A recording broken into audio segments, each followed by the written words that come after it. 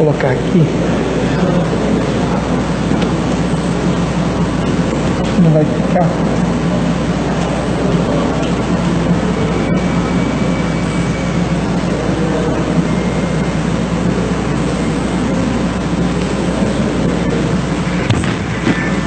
Meus cumprimentos ao deputado Enivaldo dos Anjos, que preside a sessão, e aos demais deputados que ainda estão presentes aqui no plenário.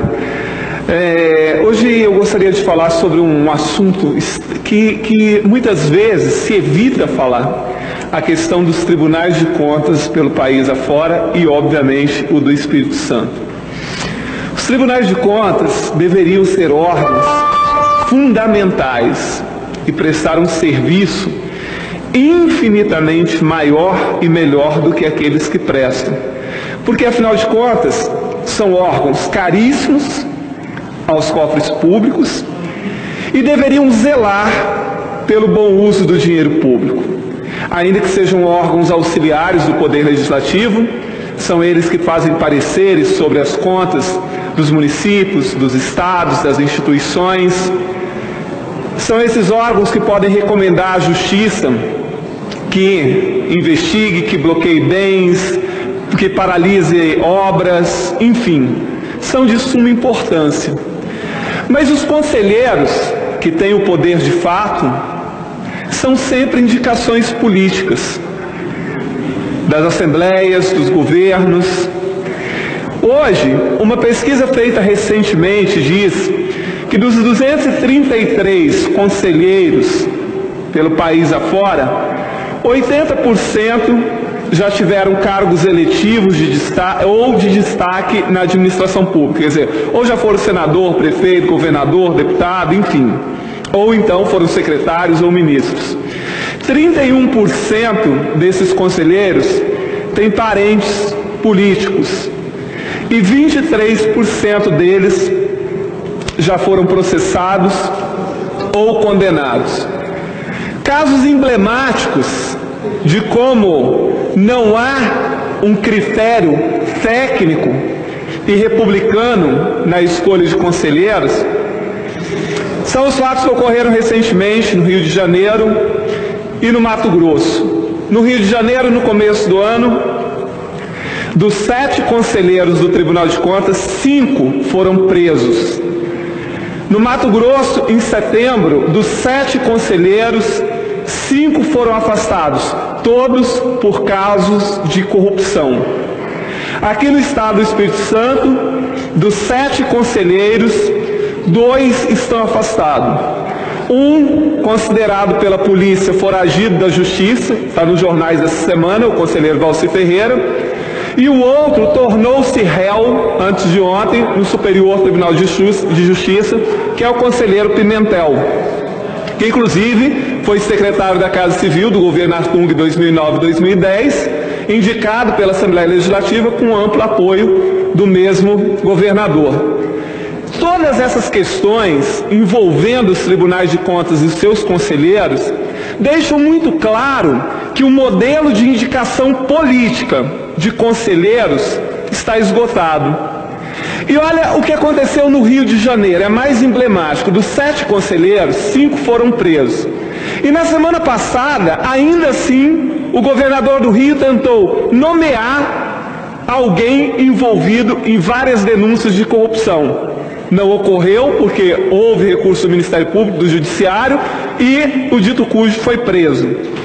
Então todas essas questões mostram que um órgão de fundamental importância, sobretudo em tantos esquemas de corrupção que pipocam país afora, tanto em nível federal, quanto nos estados, quanto nos municípios, que passou da hora de acabar com a questão da indicação política, que conselheiro do Tribunal de Contas precisa ser cargo técnico. E as nomeações têm que se dar de outra forma. Então, tramita no Congresso Nacional a PEC 329, que acaba com esse modelo e que torna os conselheiros dos tribunais de contas sempre escolhas técnicas.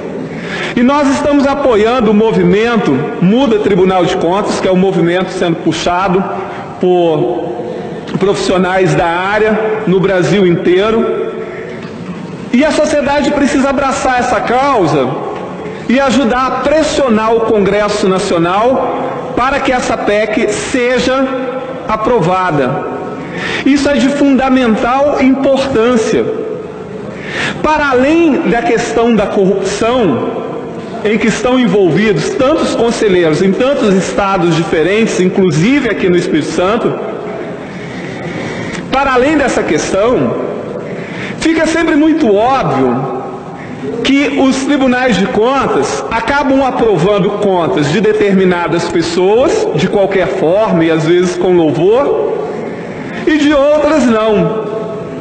Lá no Rio de Janeiro, curiosamente, já tinha começado as investigações de Sérgio Cabral, e todo mundo sabe que o atual governador Pezão era o braço direito do Cabral. O Tribunal de Contas recentemente aprovou as contas do governador Sérgio Cabral, que roubou o estado inteiro sem restrições. Então, assim, não é possível que as coisas não estejam muito claras de como se procede. Aqui no estado do Espírito Santo, além dos 2 conselheiros afastados por corrupção, o conselheiro Valci Ferreira e o conselheiro Pimentel, o Tribunal de Contas tem ações, no mínimo, curiosas. E eu já denunciei, nós denunciamos em Brasília, inclusive isso. Está agora para a ministra Rosa Weber dar a palavra final sobre essa ação. Que o Tribunal de Contas, além de aprovar contas sem restrição, ainda criou uma resolução aqui que garante ao governo do Estado não investir um mínimo de 25% na educação, mostrando claramente como o tribunal faz um trabalho inverso. Quer dizer, o trabalho do tribunal é primar pelo que diz a lei e a Constituição sobre o uso de recursos públicos, e não criar resoluções para amparar um mal feito de governos. Então, assim, nós estamos prestando todo o apoio a esse movimento Muda Tribunal de Contas, que é pela aprovação da PEC 329, para que a forma de nomeação que ocorre hoje nos tribunais de contas passe a ser uma forma criteriosa, com conselheiros técnicos sendo escolhidos, com conselheiros completamente ilibados, porque aqui no Espírito Santo, por exemplo, se lembrarmos o último conselheiro que foi nomeado, que foi o conselheiro Sérgio Borges, quando ele foi nomeado, ele já tinha processos de improbidade administrativa em andamento. Quer dizer, como é que ainda assim, e naquela época, o Ministério Público de Contas recomendou que a nomeação não fosse feita, porque ele nem se enquadrava nos critérios, e ainda assim foi nomeado. Então, assim, essa questão de nomear conselheiros sempre com viés político está esgotado. Esses exemplos que eu dei, e tem muitos outros exemplos pelo país, porque assim, se formos fazer uma avaliação em todos os estados praticamente da federação, já ocorreram casos graves de conselheiros envolvidos com corrupção. E lembrando, bem recentemente, 5 conselheiros do estado do Rio de Janeiro foram presos. 5 conselheiros do Tribunal, dos 7 conselheiros do Tribunal de Contas do Mato Grosso foram afastados recentemente por corrupção. No Espírito Santo, dos 7, tem 2 afastados por corrupção. E as investigações continuam. Então, a sociedade precisa ficar atenta. Nós estamos falando de um órgão que fiscaliza o bom uso, ou que deveria fiscalizar o bom uso do dinheiro público, e não dá para continuar tendo esses conchavos em termos de nomeação, e precisa então que seja aprovada uma PEC no Congresso Nacional, a PEC 329, para que haja mudança significativa nas estruturas dos tribunais de contas, que não podem servir, ao invés de fiscalizar o dinheiro público, servir para acobertar o mau uso do dinheiro público. E aí eu estou me referindo, obviamente, à escolha dos conselheiros dos tribunais de contas, que são aqueles que efetivamente têm poder dentro dessas instituições. Muito obrigado, presidente.